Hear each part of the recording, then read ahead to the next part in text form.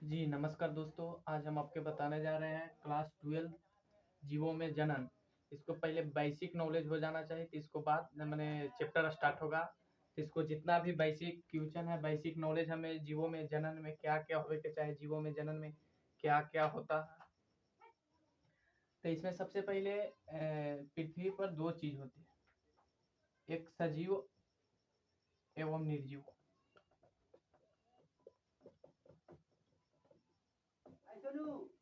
हमें सजीव और निर्जीव दोनों में पहले ज्ञान होनी चाहिए कि सजीव क्या होता है, निर्जीव क्या होता है। तो सबसे पहले सजीव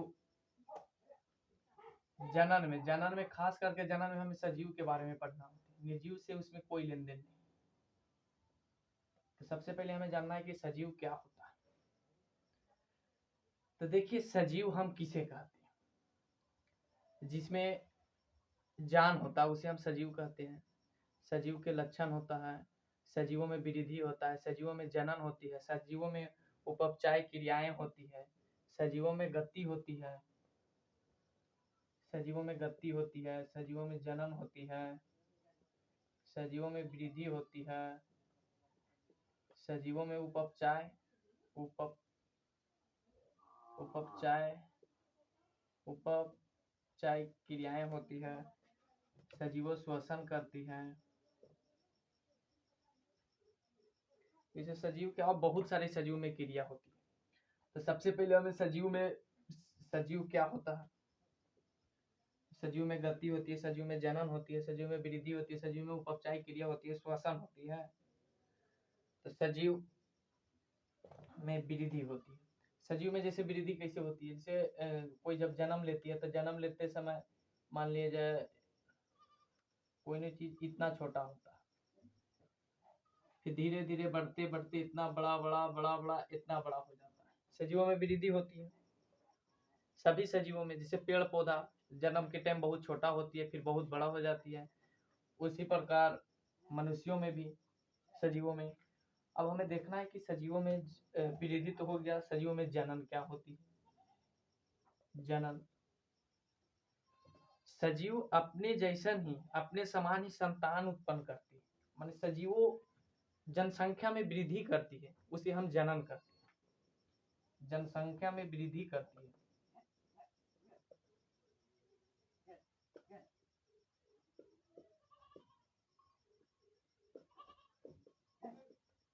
उसे हम जनन करते हैं। सजीवों में जनसंख्या में वृद्धि होती है, उसे हम जनन करते हैं। जैसे किसी को भी जनसंख्या में वृद्धि करना हो, हम भी जनसंख्या में वृद्धि करेंगे तो जनन करने पड़ेगा।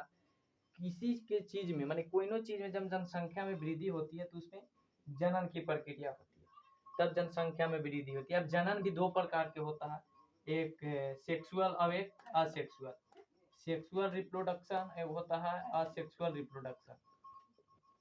सेक्सुअल असेक्सुअल, तभी सिर्फ हमें बेसिक नॉलेज पहले हो जाना चाहिए कि इसमें क्या क्या होता है, तो उसको बाद हम फिर पूरा चैप्टर वाइज चैप्टर में क्या क्या पढ़ना होती है पूरा जानकारी होने की चाहिए। तो जनन ये हो गया। जनन दो प्रकार का होता है, एक सेक्सुअल एक असेक्सुअल। अब इसमें उपापचय क्रिया क्या होता है। गति क्रिया कहते हैं, माने एक जगह से दूसरे जगह जाना, गति करना, प्रगति कहते हैं। जनन हो गया, वृद्धि हो गया। अब हमें जानना है उपपचाय क्रिया क्या। उपपचाय क्रिया सजीवों की कोशिका में होने वाली समस्त रासायनिक प्रक्रिया को उपपचाय क्रिया कहते हैं। सजीवों की कोशिका में होने वाली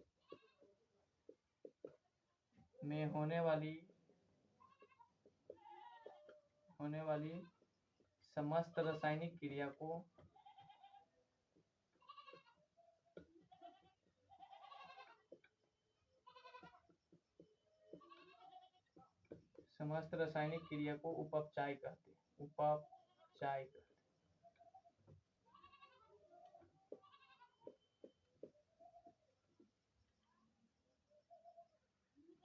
सजीवों की कोशिका में आपको जो शरीर है, आपको शरीर के संरचनात्मक एवं क्रियात्मक इकाई कोशिका होती है, तो सभी सजीव के जो कोशिका में रासायनिक क्रियाएं होती है उसी को हम उपपचाय कहते हैं। आप जैसे अभी हमारे वीडियो को कमेंट करें तो कमेंट भी आपको कोई रासायनिक क्रिया हो रहा है तब आप कमेंट कर रहे हैं, हम बोल भी रहे हैं भी रासायनिक क्रिया के द्वारा। तो हमारे सजीव के जो कोशिका में भी बहुत सारे रासायनिक क्रिया होती है। आपको शरीर जो है कोशिका से ही बनता है। सबसे पहले आपको शरीर में कोशिका का निर्माण होता है, फिर कोशिका के समूह के बाद कोशिका के समूह मिलकर ऊतक बनाता है, ऊतक का समूह मिलकर अंग बनाता है, अंग का समूह मिलकर अंगतंत्र बनाता है, अंगतंत्र का समूह मिलकर फिर जीव बनाता है। तो आपको जीव को निर्माण होने में इतना सारे चीजों की जरूरत होती है। इससे सबसे पहले आपको कोशिका, आपको शरीर के संरचनात्मक एवं क्रियात्मक इकाई कोशिका होती है और निर्जीव की संरचनात्मक एवं क्रियात्मक इकाई अणु होती है। तो उपचाय क्रियाएं होगी। अब सजीव में श्वसन होता है, जो सांस लेने और छोड़ने की प्रक्रिया को हम श्वसन, सांस लेते हैं छोड़ते हैं। अब आपको शरीर में जीवन काल होता है, आपको शरीर का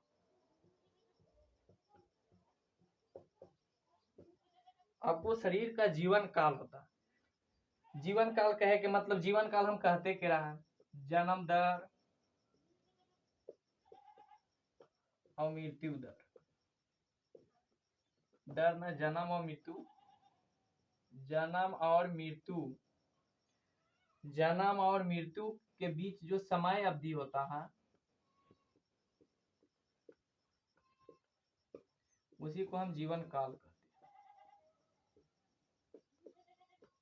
जैसे आप जन्म में, मान लीजिए आप जन्म में, आपको जन्म से 20 साल 30 साल जितना दिन भी जी बचे उसी को हम जीवन काल कहते हैं। सभी को जीवन काल होते हैं। जैसे में एक फल मक्खी होता है, fruit fly, fruit fly,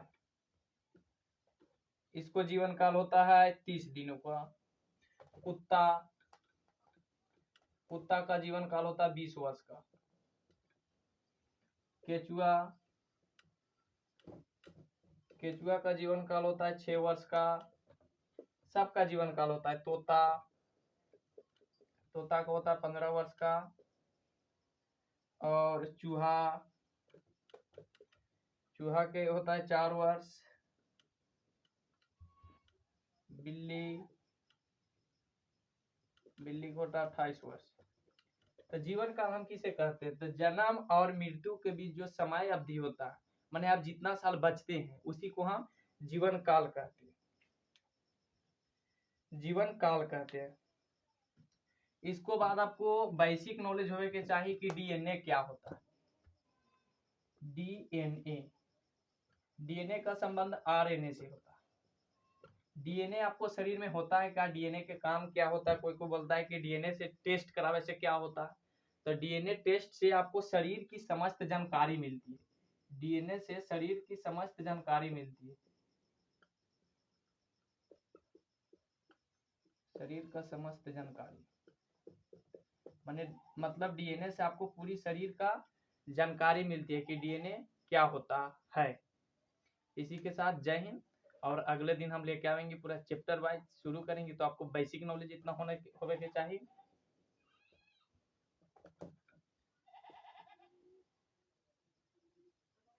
basic knowledge. अगर हमारा वीडियो अच्छा लगे, पसंद पड़े तो लाइक शेयर और कमेंट जरूर करें।